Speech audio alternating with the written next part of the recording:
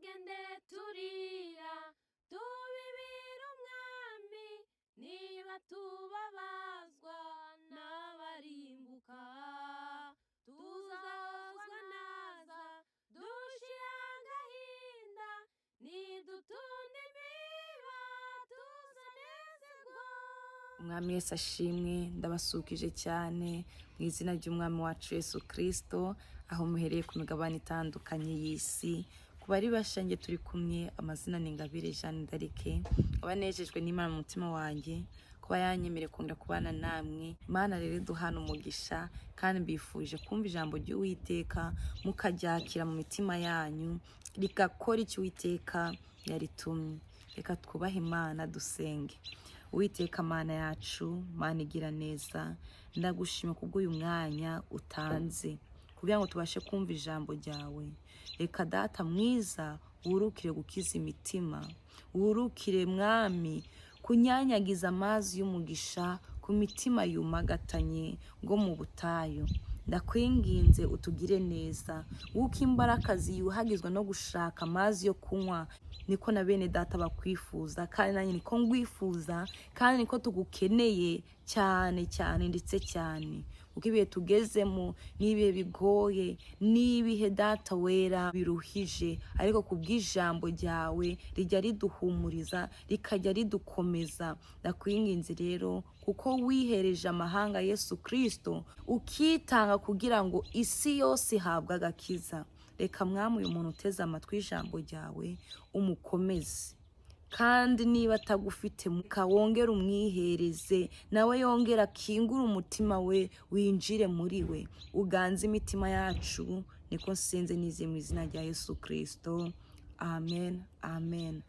Tugiye gusangira ijambo ry'Imana dusanga mu rwandiko rwa mbere Pawulo yandikiye abikorinto, ibice 15 umurongo wa 55 turi bugeze kuri 58. Kadusome ijambo ry'Imana mu izina rya Yesu. Warupfuwe, kunesha kwawe kurihe? Warupfuwe, urubori rwawe rurihe?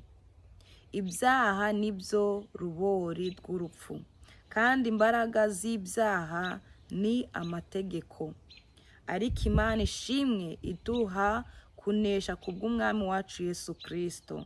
Nuko bene Data bakundwa, mukomere mutanyeganyega, murusheho iteka gukora imirimo y'umwami, kuko muzi yuko umuhati wanyu atari uw'ubusa ku mwami. Amen. Haleluya. Umwami wacu nashimwe.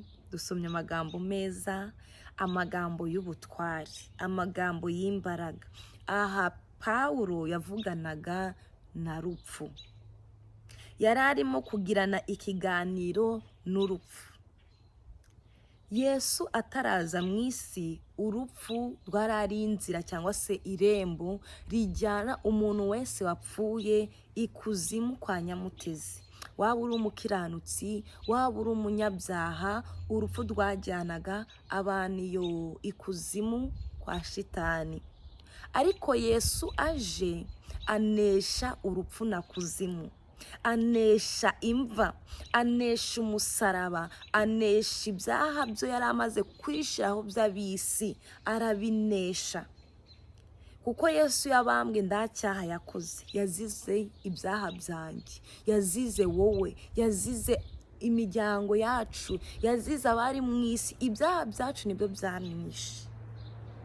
Imana idufashe. Nitwe twamwishe, nitwe twamubambye, kuko twakoze ibyaha byari bikabijwe mu isi.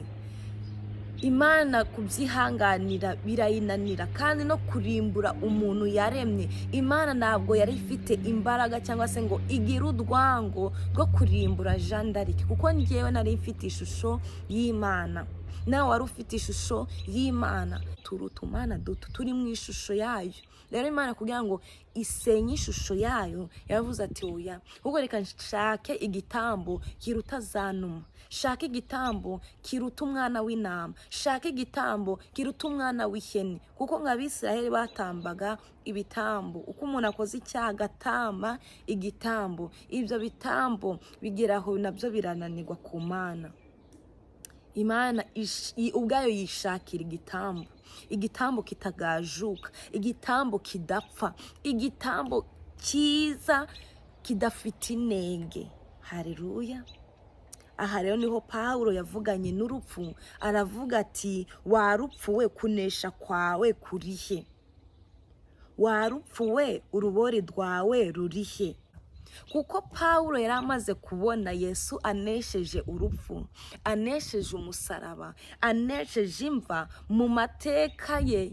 Pawulo yari yarize amashuri menshi, arasanga mu byo yigiye nta muntu urapfa ngo yongere azuke, nta muntu urapfa ngo yongere azuke abeho. Imana itugire neza. Niko kuganira n'urupfu, ararubwira ati warupfuwe kunesha kwawe kurihe? Imbaraga zawe zirihe? Ko wigenje ukijijwe ukamumanuka mujyana kwa Satani, umunyabyaha ukamumanura akajya kwa Satani, none ndavugana nawe rupfu. Imbaraga zawe zirihe?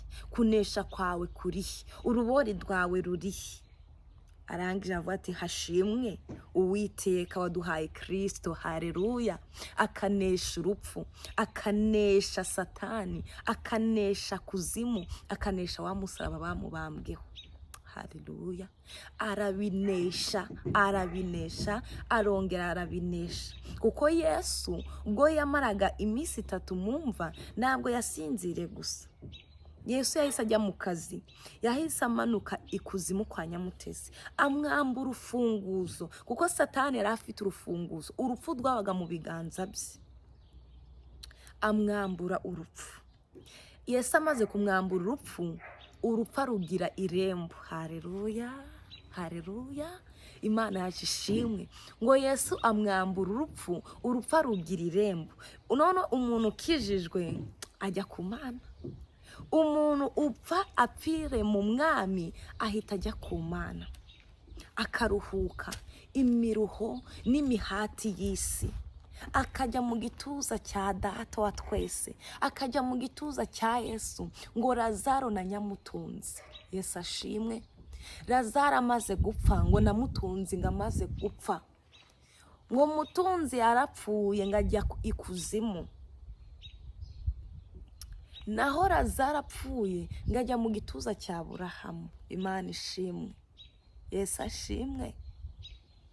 Yesu aramaze kugira urupfu rujyana abantu be, abamuhisemo bakamwizera, bakava mu busambanyi, bakava mu businzi, bakava mu kunegurana, bakava mu nzangano, bakava mu nzira mbi, bakava mu kuvanga iby'Imana n'ibya Satani. Abo yabahaye irembo. Urupfu ndabwo ari urupfu kuri bo, ahubwo urupfu ni irembo. Ariko babandi babivanga, babandi basinda, babandi bambara ubusa atari ko imyambaro ibuze, babandi bahindura amasura yabo akaba ari urukarangange, ngigira umuzungu kandi simba ndi n'umuzungu, simba ndi n'umwirabura, ubura aho umuhondo uko. Ugasanga izi ndoki zo zanze gucya. Hari n'abazikesha bakiteza inshinge amaproduit menshi, ukagira rwose ni umuzungu. Ariko ibyo byose ni ukwishuka. Ibyo byose ni ibitujyana muri Guhitamo. Imana ukuntu yakuremye, niba urukara, Imana yabonye ko ari byo bikubereye. Imana irema, ngo yaremye ijuru n'isi, ngisi n'ijuru, ngo ngisi mbese byararubusa, byari bicuza umwijima, nta kintu cyari gihari. Imana ibamba isi, irangije ibamba ijuru ritagira n'ingingi. Urabona ubumana bw'Imana? Ngo Imana itandukanya amanywa n'ijoro. Bivuga ngo habagaho ijoro ari umwijima w'akabwibwi, wa mwijima ukomeye natwe tutazi, tutanabasha no gusobanura. Imana ibona ko ari byiza. Rero nawe Imana ikurema, nanjye indema, Imana yabonye ko Jean d'Arc akwiriye kugira iyi sura ariyo mfite ubu. Imana ibona ko Jean d'Arc akwiriye kubigikara, nawe inzobe ko bitakunda. Nawe kubonye kugira inzobe, ibona ko ari byo bigukwiriye kandi ibona ko ari byo bikubereye. Ngo rero Lazaro amaze gupfa, ajya mu gituza cya Aburahamu, nicyo yaruhukiyemo. Bene data nshuti z'umusaraba, niba ukivanga iby'Imana, tandukanya. ni byiza gukorera Imana kuko biduhesha amahoro, biduhesha umunezero. Agakiza k'Imana iyo kari mu muntu karamurinda. Ndukora ibibi, nduvuge nabi, ndugende nguko abandi bagenda, ndiwambare nguko abandi bagenda, atari kubw'imbaraga zawe, ahubwo za mbaraga z'Imana zitubamo. Haleluya, Imana yacu nishimwe. Rero Pawulo avuga ngo warupfuye kunesha kwawe kurihe, urubori rwawe rurihe. Ku murongo wa 56 aravuga ngo ibyaha nibyo rubori rw'urupfu. Umuntu ufite ibyaha rwa rupfu ruzamugiraho ububasha. Nubwo Yesu yanesheje urupfu, yaruneshereze kuri babandi bamwemeye, babandi bemeye kukomatana nabo, babandi bemeye kwitandukanya n'ibyisi, babandi bemeye kuvuga ngo ndiho ku bwa Kristo, ninapfa ndapfa ku bwa Kristo. Muri biravuga ngo naho ndiho, naho napfa nzi ko nkundwa n'Uwiteka, kandi byose bizambera byiza, ndamahoro. Imana ishimwe. Gupfa k'umukristo si ibyago, ahubwo gukizwa nabi nibyo byago. Gukizwa ndukizwe ni icyago gikomeye.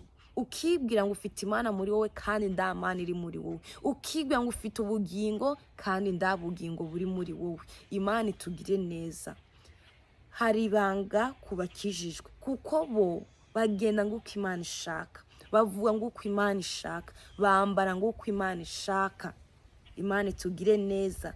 Ndibiyandarika oya, kuko za mbaraga za Kristo ziba muri bo. Wowe ubivanga, ndakwifuriza gukizwa neza, ndakwifuriza kubivangura. Yesu yaravuze ngo ndawukeza abami babiri, kuko yakunda umwe akanga undi. Imana itugirire neza. Nababwiye Lazaro na Nyamutunzi. Lazaro yaruhukiye mu gituza cya Aburahamu. Umukristo yapfuye aruhukira mu gituza cya Yesu. Imana ishimwe. Ariko iyo umunyabyaha apfuye, ni ukujya hehe? Kwa Satani, kuzimu, kuko Yesu yamwambuye urufunguzo rw'abera, yamwambuye urufunguzo rw'abera. Nawe rero ndakwifuriza kuba uwera, ushimwa n'Imana, utegekwa nayo. Imana ikakuyobora, Imana ikakuganza. Ndakwifuriza kuvangura ubupagani n'ubukristo. Hitamo kimwe, kuko Yesu ntabwo akeneye abafana. Umuririmbyi yavuze ngo abageze baragwiriye, abageze baragwiriye, abageze babaye benshi. Ntabwo rero Imana ikeneye abafana, ntabwo Imana ikeneye abantu benshi. Niyo yaba ari umuntu umwe, Imana iranezerwa. Imana yacu iranyugwa, Imana yacu iranyugwa. Ntabwo Imana yacu imeze nk'abantu ntabwo tunyugwa. Imana yacu iranyugwa. Naho mu bwami bw'Imana haba ari umuntu umwe, Imana yanezererwa. Kandi mu bwami bw'Imana ntabwo ari umuntu umwe, nk'aho abagezeyo ni benshi, baragwiriye. Yesu yanesheje urupfu. Urupfu ntabwo rukidufiteho ububasha ku muntu wese wakijijwe by'ukuri, atari ukubivanga. Kandi gukizwa si ukuvuga ivugabutumwa nka kuno. Gukizwa si ukuba umuririmbyi w'igitangaza. Gukizwa si ukumenyekana kuko wakoze imirimo ya gikristo. Gukizwa ni ukwera imbuto. Gukizwa ni ukuvuga amagambo ahesha Imana icyubahiro. Gukizwa ni ugukunda umuntu wese udatoranije amoko. Gukizwa ni uguhindukira ukavuga ati imirimo ya kamere nyiteye umugongo, ubu mbise nerekeza ku musaraba. Gukizwa ni ugufata icyemezo. Gukizwa ni ugufata ingamba, ukavuga ati Mwami, nakoze nabi, narasambanye, navuze nabi, narishe. Ushobora kwica mu buryo bubiri cyangwa se ubundi. Ushobora kwica umuntu mu buryo bw'umwuka, ugakora akantu ukamubabaza ndumusaba imbabazi, icyo gihe wamuteye kuzinuka iby'Imana. Nanone ushobora kwica mu buryo bw'umubiri, ugafata ingota ukica umuntu. Jya imbere y'Imana, uyihamagare, uyinginge, uyibwire ati Mana, sindi mwiza, sinakoze ibyo gukiranuka, atari ko nari naniwe gukora ibyo gukiranuka. Kwirinda byarananiye, ati Mana, ndaje, mbabarira, mucunguzi, nyeza, undunganye, amaraso amenye ku musaraba igorogota, anyeza mboneze, mbe icyaremye gisha. Mwene data, Imana irakumva. Imana irakumva, ikugirire neza. Imana irakumva, igutabare. Ndakwifuriza guca bugufi. Niba wabivangaga, hitamo inzira imwe yo kwera, cyangwa se uhitemo inzira yo kwa Satani. Imana ndabwo ikeneye abafana, niko nababwiye. Abageze mu ijuru baragwiriye, ni benshi kandi ngo baranezerewe. None n'undi muri mwe araririmba ngo abaho bose baguwe neza, ariko abari ikuzimu kwa Nyamutezi bari gutabaza. Hari abavuga ngo bari muri purgatori, abari aho bari gutabaza, bari guhekenya amenyo, bavuga ati ninde wangiza, ninde wangura muri uyu mubiri, ninde wangura muri uyu muriro, ninde wangura aha hantu, ninde wangura muri izi ndozi. Twumva abantu baduha ubuhamya ko abantu bakoze nabi batanezerewe. Ahantu bari ni habi cyane, ni habi. Hitamo. Niba uhisemo kubaho neza mu buzima bwiza busesuye, mu buzima bwo kudapfa iteka, ugahora unezerewe, Imana abaho baranezerewe. Hitamo inzira y'Imana, uyoboka agakiza. Kandi niba unejejwe n'ibihendo by'isi, ukumva ubusambanyi bwakubereye umunezero, ukumva kuvuga nabi byakubereye ingoni, ukumva guca imanza zitabera byakugize umutware, kubeshya, kwambara nabi byakugize umurasta, byakugize miss, byakugize mister, nabyo bihitemo. Guhitamo ni ukwawe. Imana ndabwo iforosa, nicyo kintu nayibonyeho.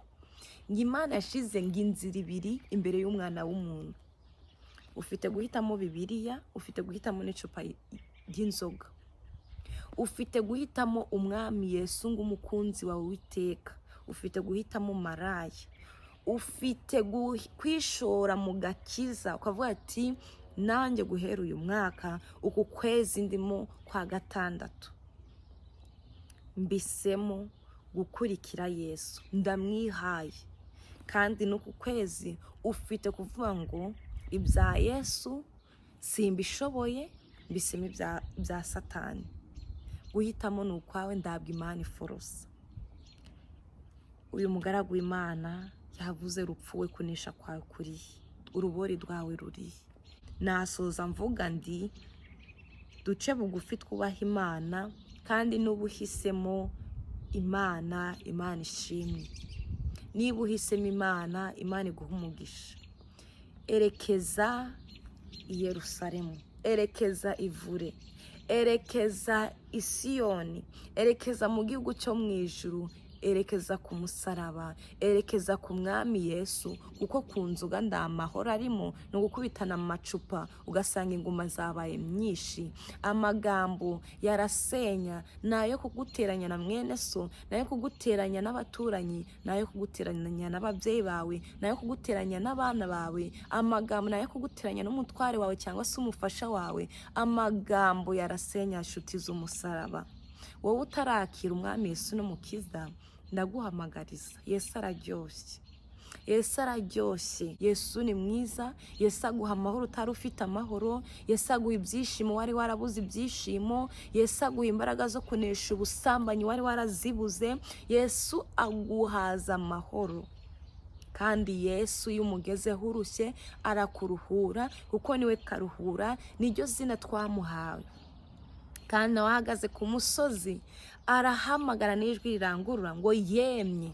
Ntabwo yavuze abakire, ntabwo yavuze ubwoko bwa Isiraheli, kuko nibwo bwoko Uwiteka yishimiraga. Na n'ubu Uwiteka anaracyabukunda.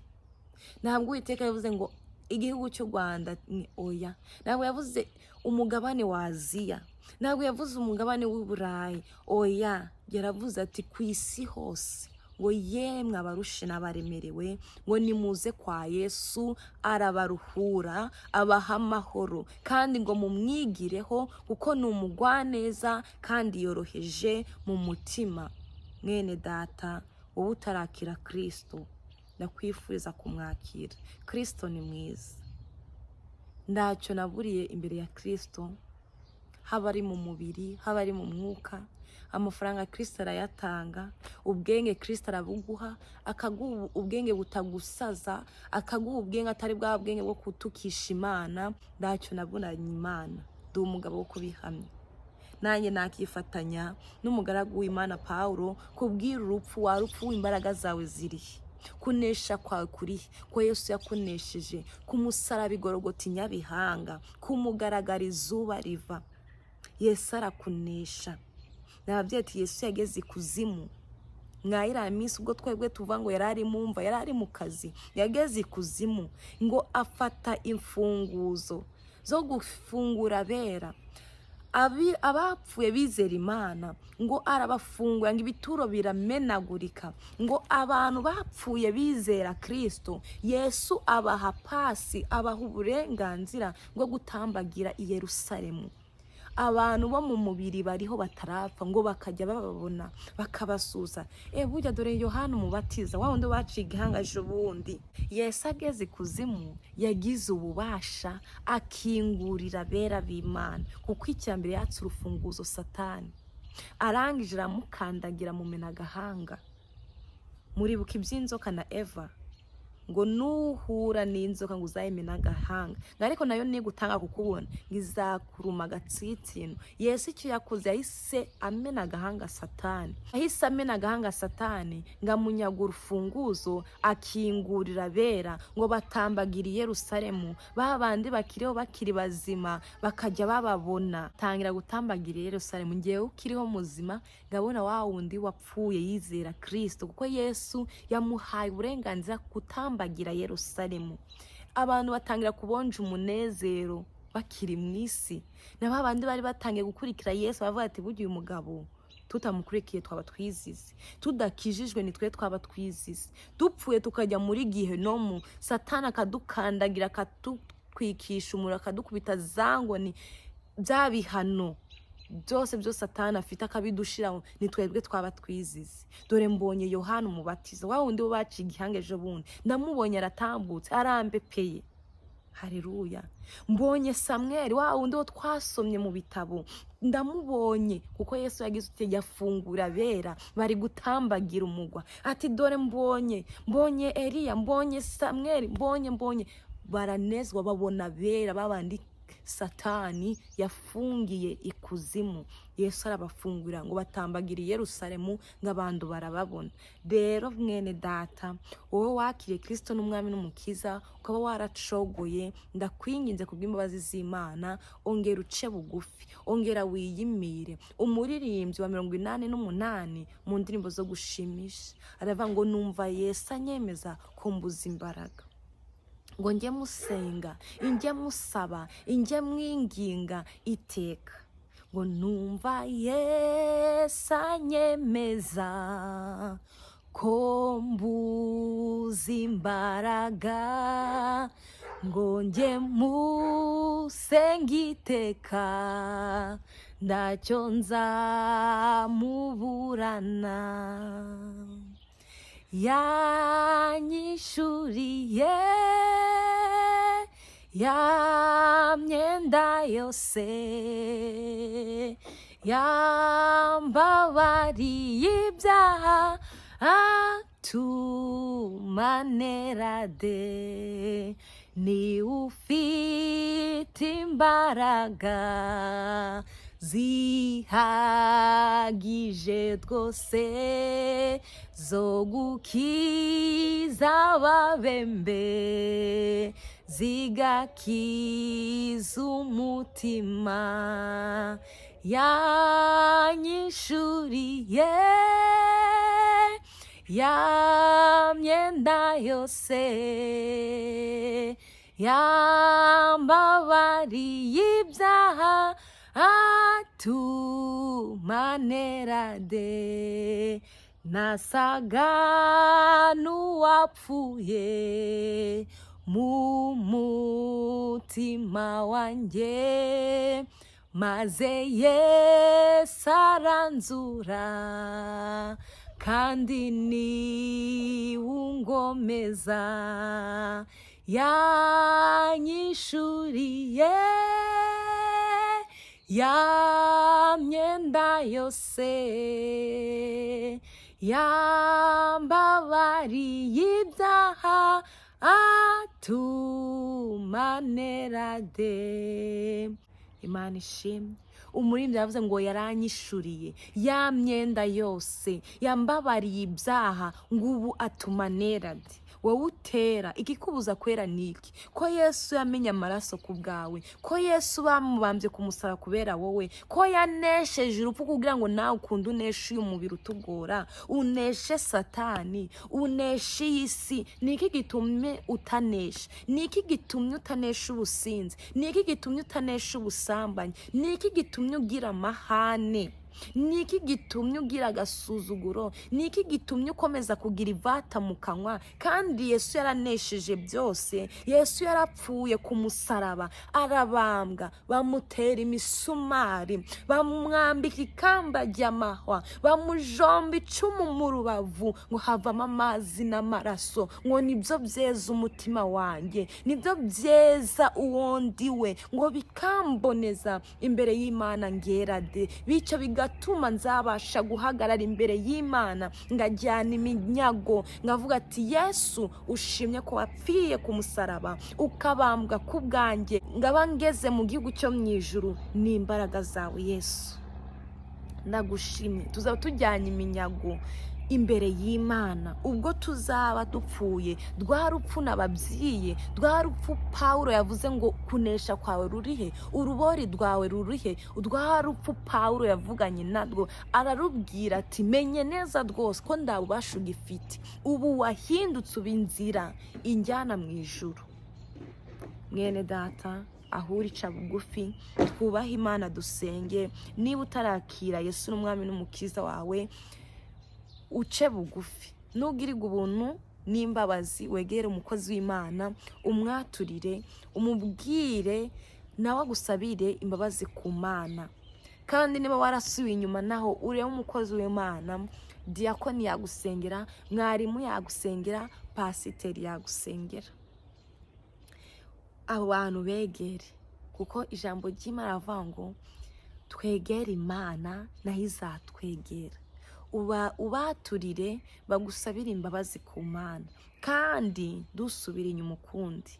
Nawe ubivanga, bivangure, kuko ikuzimu ni habi. Abariyo bararira, abariyo barababaye, abariyo ndabwo banezerewe. Ngarika bari mu ijuru ngo bagezeho ni benshi, kandi baragwiriye, kandi baranezerewe, ngo abaho baguwe neza. Bene data, igihugu cyo mu ijuru ni cyiza. Niko twumva urupfu tukagira ubwoba, ariko mu ijuru ni heza. Mu ijuru ni heza, abaho baguwe neza, ngo nda ndwara zibayo, nda byago bigerayo, ndagupfusha, ndakurogwa, ngo ndabanzi babayo. Yemwe bandi mufite abanzi, mwige gukizwa neza, kuko nitugera mu ijuru ntabwo tuzabona babarozi, ntabwo tuzabona babicanye, ntabwo tuzabona babantu batugiriye nabi. Oya, kandi tugire n'umutima wo kubabarira. Byavuze ngo nasaga n'uwapfuye mu mutima wanjye, ngo maze Yesu aranzura, ngo kandi ni wungomeza. Yesu ni wungomeza, nawe ni gukomeza. Aho wapfuye mu mutima wawe, mubwira ati Yesu, iminwa yanjye iranduye. Navuze mwene data, navuze amagambo ataguhesheje icyubahiro, navuze amagambo mabi ngayabisi. Niba ari amaso yagucumuje, ureba pornography, ureba ibiteye isoni, ati mwami Yesu, narebye ibigayitse, narebye ibitaguhesheje icyubahiro, ndakwinginze eza amaso yanjye. Yesu yaravuze ngo ho kugira ngo ujye muri Guhitamo ufite ingingo zose, wajya mu ijuru ufite ijisho rimwe, wajya mu ijuru ufite akaboko kamwe, urugingo mu ngingo zawe ndukagira ingingo zigucumuza. Kujya muri Guhitamo ufite ingingo zose, wajya mu ijuru ufite ijisho rimwe cyangwa yose yatahari, naho kuyagira yakagucumuza, wayanogoramo. Niko Yesu yavuze. Ikintu bivuze ngo ikintu kikubuza amahoro, kikagukurira ibyaha n'ibicumuro, nukukiyambura. Gishobora kuba ari cyiza, gishobora kuba ari kibi, ariko kugira kigutanye n'umwami wawe, kigutanye na Kristo, wakiyambura ukagera mu ijuru ufite imirimo mike, ariko ukagera mu ijuru ufite imbuto nyinshi. Imana ishimwe. Reka twubahe Imana. Wowe wapfuye mu mutima wawe, umunwa wawe ukaba wanduye, amaso yawe akaba yaratokowe, Yesu asuke ya maraso ye, ayagucuncumurireho, akwambura imyambaro mibi, akwambika umwambaro mwiza wera. Imana ishimwe, Imana ishimwe. Nguko uyu muririmbyi avuze ngo yasaga n'uwapfuye. Ndashaka gusoreza kuri aya magambo ku murongo wa 58 aho havuze ngo nuko bene data bakundwa, mukomere mutanyeganyega, murusheho iteka gukora imirimo y'umwami, nguko muzi yuko umuhati wanyu atari uw'ubusa ku mwami. Abantu bakijijwe bakaba barasubiye inyuma, iri jambo ni iryanyu. Natinze cyane ku rupfu, ku muntu utarizera Kristo, ku muntu wabuze ibyiringiro, ku muntu wumva ko Imana imuri kure. Ndabwo Imana ijya iba kure y'ubwoko bwayo. Rero ku muntu wakire Kristo akaba yarasubiye inyuma, Uwiteka aramubwiye ngo nuko rero mukundwa, komera ndunyeganyege, aho gushikame iteka, ukore imirimo y'umwami, ukore imirimo myiza udacogora, uvuga ubutumwa bwiza udacogora, ugira impuhwe udacogora, kuko imirimo yabera izibukwa. Imirimo dukora izibukwa ku Mana, imirimo ukora ijya yandikwa. Tabita yazuwe n'imirimo yakoraga. Ezekiyeli, Imana yamuze turatashye, aravuga ati oya mwami nyongera iminsi yo kurama. Imana imwongera iminsi yo kurama bitewe n'imirimo myiza yakoze. None ni urugero, upfuye cyangwa se njye mpfuye, niyihe mirimo twakibutsa Imana? Niyihe mirimo twavuga ati Imana ndakwinginze nyongera imyaka yo kurama? Imana itugire neza. Ndimucogore gukora neza, ndimucogore kuvugira Imana. Ijambo ry'Imana riratubwira ntabwo twaremewe imirimo mibi, twaremewe imirimo myiza. Reka twubahe Imana, dusenge. Mwami Yesu, ndagushimye, ndaguhimbaje, nagushimye kubw'ijambo ryawe ryiza. Ijambo ryawe rirakiza kandi ijambo ryawe rirabohora. Ndakwinginze reka iri jambo risohoze icyo waritumye. Uyu muntu wagambiriye gukiza umukize, uyu muntu wagambiriye guha agakiza umuha agakiza. Namenye neza rwose ko ndani ikintu nakimye, nguko ndani umuntu numye ubasha gutangira umugambi wawe. Ndakwinginze uyu mukobwa umuha agakiza, uyu musore umuha agakiza, agakiza gakomeye, agakiza gatangwa nawe, ni agakiza katajya kajegajegwa, ni agakiza gakomeye, ni agakiza katagajuka, ni agakiza kari originali. Ndakwinginze tanga agakiza kuri umumama, tanga agakiza kuri umupapa, tanga agakiza ku bangavu n'ingimbi, tanga agakiza kuri iyi miryango, tanga agakiza ku bwoko bwawe, tanga agakiza ku migabane yose, kuko ujya kubambwa ku musaraba ntabwo wihereje umugabane wa Afurika gusa, cyangwa umugabane w'i Burayi, cyangwa se ku mugabane data wera wa Aziya, ahubwo wihereje amahanga yose. Igihano kiduhesha amahoro cyari kiri kuri wowe, kandi imibyimba yawe niyo udukirisha. Uyu muntu mwami uguye umwuma, uyu muntu mwami umva kari kure y'amahoro, kari kure y'agakiza, kari kure y'ibyishimo, reka umusange. Nguko wa mubyeyi umwana w'ikirara ngamuboneye kure, ngarirukanga atitaye uko yanduye, atitaye yuko yahirimbiye, atitaye ko afite umutsatsi mubi, atitaye yuko afite amaga, ngo umubyeyi we yarirukanze ngaramuhobera, ngahita hamagara abagaragu be n'abaja ngo bamuzanire imyambaro, bamujyane, bamwogoshe, bamumeze neza, ngo bamwambike n'imbeta. Bivuga yuko yagiranye n'isezerano yuko azakomeza kumubera umwana. Amubagira ngo bashaka ikimasa kibyibushye. Nakwinginze uyu muntu utarakwemera mu buzima bwe umwakire, kuko niwe ufite urukundo rurenze nubwo uriya mubyeyi umwana w'ikirara. Gira neza uyu mwene data, umukiza amagambo, umukiza irari, umukiza ubusinzi, ukiza abantu ubuhehesi, ukiza abantu amatiku, ukiza abantu amoko, ukiza abantu inzangano, ukiza abantu imirimo mibi ya kamere mu izina rya Yesu. Ngaho uko dukomerere mu mwami kandi dukora imirimo myiza. Ndakwinginze utugire neza mwami. Aba bantu bacitse indege, aba bantu bagenda mu byawe gake bakanabivanga, muganga, ndakwinginze bagire neza mu izina rya Yesu. Gira neza ubwoko bwawe, niko nsenze nshima yuko utanze agakiza mu izina ry'umwami wacu Yesu Kristo, amen.